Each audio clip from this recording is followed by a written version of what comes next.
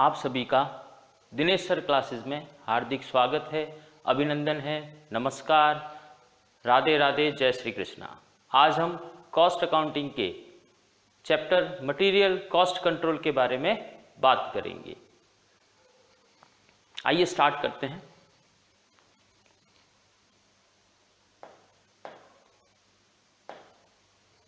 तो cost accounting जो है उसमें हमें सबसे पहले एलिमेंट्स ऑफ कॉस्ट, यानी कॉस्ट अकाउंटिंग का मतलब क्या हो गया, लागतों का लेखा करना, यानी कॉस्ट को हमें क्या करना है, रिकॉर्ड करना है। तो एलिमेंट्स ऑफ कॉस्ट क्या होंगे, सबसे पहला आपका मटेरियल हो जाएगा, सेकंड आपका लेबर हो जाएगा, थर्ड आपका ओवरहेड हो जाएगा। मटेरियल यानी कि कच्चा माल, लेबर जो हम मजदूरी प्रोवाइड कर रहे हैं वर्कर को, ओवरहेड क्या हो गया, bunch of expenditure is called overhead. अब मटेरियल जो है अपने यूनिवर्सिटी में यूनिट फर्स्ट के अंदर दे रखा है। मटेरियल को भी दो चैप्टर में बांटा है, मटेरियल फर्स्ट और मटेरियल सेकंड। इसी तरह से लेबर जो है और ओवरहेड दोनों ही यूनिट सेकंड के अंदर है। इसमें भी दो चैप्टर डिवाइडेड है, लेबर फर्स्ट और लेबर सेकंड।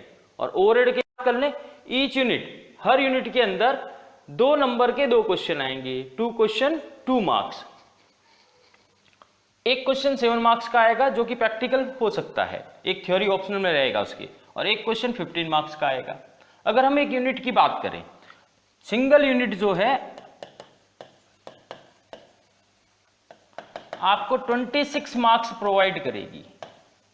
किस तरह से, 2-2 नंबर के 2 क्वेश्चन हो गए, एक 7 नंबर का क्वेश्चन आप अटेंड कर सकते हैं और एक 15 मार्क्स का क्वेश्चन जो है आप अटेंड कर सकते हैं। ठीक है, तो अब हम मटेरियल के बारे में बात करेंगे। जो क्वेश्चन है फर्स्ट इस तरह के बनेंगे। पहला क्वेश्चन रीऑर्डर लेवल का आपका बनेगा।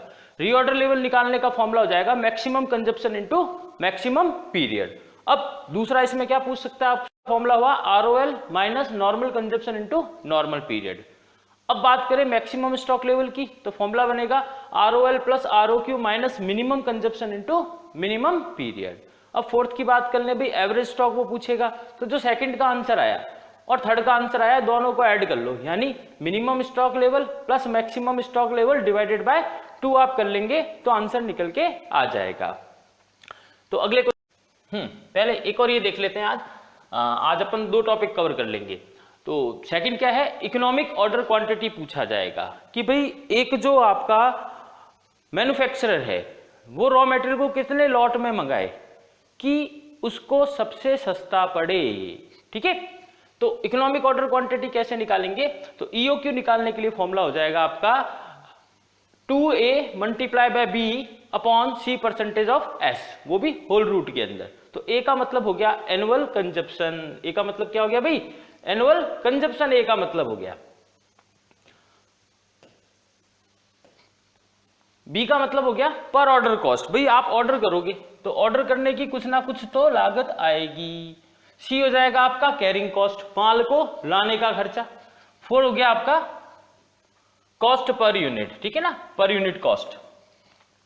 अब इसके अंदर आपसे क्या पूछ सकता है, अगर बड़ा क्वेश्चन आया 15 मार्क्स का, तो टोटल इन्वेंट्री कॉस्ट भी पूछी जा सकती है। जब टोटल इन्वेंट्री कॉस्ट पूछेगा तो उसके अंदर आप क्या करें, 3 यूनिट को आप ऐड कर दें, एनुअल कॉस्ट, ऑर्डर कॉस्ट और कैरिंग कॉस्ट को। अब एनुअल कॉस्ट कैसे निकले कि भाई A मल्टीप्लाई बाय S, यानी कि एनुअल कंजप्शन को आप पर यूनिट से मल्टीप्लाई कर दें। अब नेक्स्ट क्या बोल रहा है भाई, नंबर ऑर्डर कॉस्ट आप निकालिए, तो ऑर्डर कॉस्ट कैसे निकलेगा, number of order multiply by B। अब दिक्कत आएगी भी नंबर ऑफ ऑर्डर कैसे निकालें, उसके लिए देखिए मैंने यहाँ पे लिख दिया है number of order equal to A upon EOQ, यानी एनुअल कंजप्शन को इकोनॉमिक ऑर्डर क्वांटिटी से आप डिवाइड कर दीजिए। फिर उसके बाद में कैरिंग कॉस्ट निकालना है, इसका फॉर्मूला हो जाएगा EOQ upon 2 multiply by C percentage of S। ठीक है, तो इस तरह के जो है 2 क्वेश्चन आज अपन कवर करने वाले हैं। फर्स्ट जो क्वेश्चन है, जो पहले हमने फॉर्मूले बताए थे, रीऑर्डर लेवल, मैक्सिमम, मिनिमम और एवरेज, उसका ये पहला क्वेश्चन आपको दे रखा है। तो देखिए क्या लिखा है, components A and B are use weekly as follow. Normal usages आपको बता दिया 150 यूनिट्स पर वीक दे रखा है। मैक्सिमम यूजेस की बात करें तो 250 यूनिट्स पर वीक जो है वो क्वेश्चन के अंदर हमें दे रखा है। फिर उसके बाद में मिनिमम यूजेस आपको दे रखे हैं 75 यूनिट्स पर वीक। रीऑर्डर क्वांटिटी दे रखी है, ए कंपोनेंट के लिए 1200 यूनिट, बी कंपोनेंट के लिए 1800 यूनिट, और रीऑर्डर पीरियड जो दे रखा है ए कंपोनेंट के लिए 4 to 6 वीक दे रखे हैं, यानी मिनिमम आपके 4 सप्ते लगेंगे, मैक्सिमम कितने लगेंगे 6 सप्ते लगेंगे। अगर हम क्या कर लें, इन दोनों को ऐड कर लें, 4 + 6 डिवाइडेड बाय 2, तो एवरेज या नॉर्मल टाइम पीरियड जो है वो निकल के आ जाएगा कितना 5। इसी तरह से बी की बात करें, 2 और 4 है, 2 और 4 दोनों को आप ऐड कर लीजिए, मिनिमम 2 हो गया, मैक्सिमम 4 हो गया, दोनों को ऐड करके 2 से डिवाइड करेंगे तो क्या आ जाएगा 3 आपका नॉर्मल पीरियड या एवरेज पीरियड निकल के आ जाएगा। अब क्वेश्चन के अंदर पूछा गया है calculate for each components, number 1 reorder level आपको निकालना है। फॉर्मूला भैया अभी लिखा था अपन ने, क्या था फॉर्मूला, आरओएल निकालने का फॉर्मूला हुआ maximum consumption multiply by maximum period. फिर मिनिमम स्टॉक लेवल निकालना है, मैक्सिमम स्टॉक लेवल आपको फाइंड आउट करना है, और एवरेज स्टॉक आपको फाइंड आउट करना है। तो देखिए ये क्वेश्चन आपका राजस्थान यूनिवर्सिटी के सन 2001 के पेपर के अंदर आया हुआ है, और एमडीएसयू में 2005 में आया है। एमडीएसयू अभी जेएनयू के अंदर आ गई है। ठीक है, तो अपन स्टार्ट करते हैं भी क्या कह रहा है। फर्स्ट चीज आंसर इसका अपन निकाल रहे हैं। पहली चीज ये बोल रहा है कि भाई आरओएल निकालो, रीऑर्डर लेवल, फॉर्मूला हो गया maximum consumption into maximum period. ठीक है, तो ए की बात कर ले मैक्सिमम, और बी की बात कर ले। ए का मैक्सिमम कंजप्शन आपको दे रखा है 225, बी का मैक्सिमम कंजप्शन दे रखा है 1, ये भी 225 ही होगा, मल्टीप्लाई बाय। अब मैक्सिमम पीरियड, ए का मैक्सिमम पीरियड 6 वीक हो गया और बी का हो गया 4 वीक, तो ये आपका 900 यूनिट्स आ गया और ये आपका 1350 यूनिट्स में आ गया। ओके, तो अब बात करेंगे अपन सेकंड, क्या पूछा है इसके अंदर। सेकंड पूछा है मिनिमम स्टॉक लेवल। तो मिनिमम स्टॉक लेवल के लिए फॉर्मूला हमने बताया था ROL, reorder level minus normal consumption multiply by normal period. तो ए की बात कर ले और बी की बात करेंगे। ए में आरओएल अभी निकाला है हमने 1350 और बी में फाइंड आउट किया है 900 माइनस नॉर्मल कंजप्शन तो हो गया आपका। अब नॉर्मल देखिए, नॉर्मल कितना है आपका यहाँ पे, ये रहा 150, तो 150 नॉर्मल इसका हो गया, इसका हो गया 150 multiply by normal period 4 + 6 divide by 2, 5 आ गया। 2 और 4 दोनों को ऐड करिए, 2 से डिवाइड करिए 3 आ जाएगा। तो 1350 माइनस 750 तो कितना हो जाएगा भाई 600 यूनिट जो है वो आंसर आपका निकल के आ जाएगा। फिर उसके बाद में इसको देखिए 900 माइनस 450, ये भी आपका 450 यूनिट्स आ गया। अब सी क्या पूछा है इसके अंदर, मैक्सिमम स्टॉक लेवल निकाले। मैक्सिमम स्टॉक लेवल, तो मैक्सिमम स्टॉक लेवल का फॉर्मूला हुआ ROL plus ROQ minus minimum consumption into minimum period.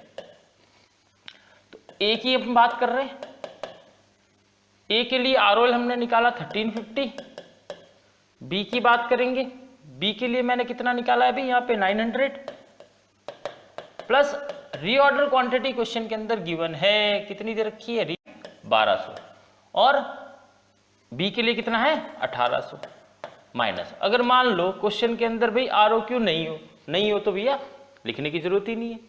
अब नॉर्मल कंजप्शन कितना आ गया आपका यहाँ पे, मिनिमम कंजप्शन, सॉरी भाई मिनिमम कंजप्शन कितना है 75 इंटू मिनिमम पीरियड की बात कर ले, मिनिमम पीरियड आपको दे रखा है 4 और यहां 75 मल्टीप्लाई बाय मिनिमम हो जाएगा 2। इनको अपन सॉल्व कर ले तो ये हो गया 2550 माइनस 300 यानी 2250 आ गया। और इसका हो जाएगा 2700 माइनस 150 2550 आ जाएगा। दोनों ही चीजें यूनिट्स में निकल के आ जाएंगी। अब लास्ट आपको पूछ रहा है एवरेज स्टॉक लेवल निकालिए। तो एवरेज स्टॉक लेवल कैसे निकालेंगे भाई अपन? तो एवरेज स्टॉक लेवल निकाला जाएगा, एवरेज स्टॉक लेवल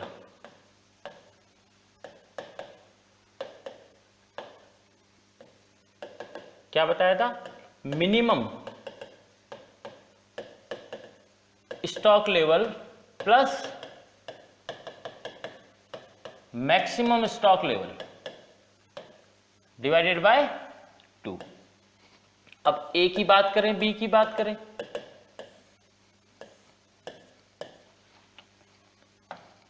अब देखिए ए के लिए मिनिमम स्टॉक लेवल आया था 600, अब बी के लिए कितना आया 400।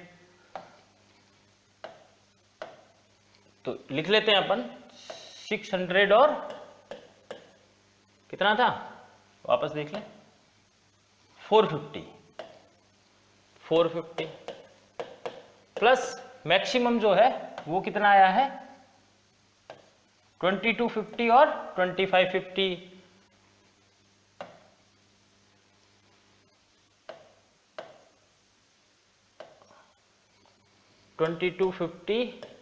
और 2550 दोनों को ऐड कर ले 2850 अपॉन 2 यानी 1425 यूनिट्स। और इसका क्या हो जाएगा भाई 3000 डिवाइड बाय 2 1500 यूनिट्स जो है वो निकल के आ जाएगा। तो भाई क्वेश्चन अपना ये सॉल्व हो चुका है।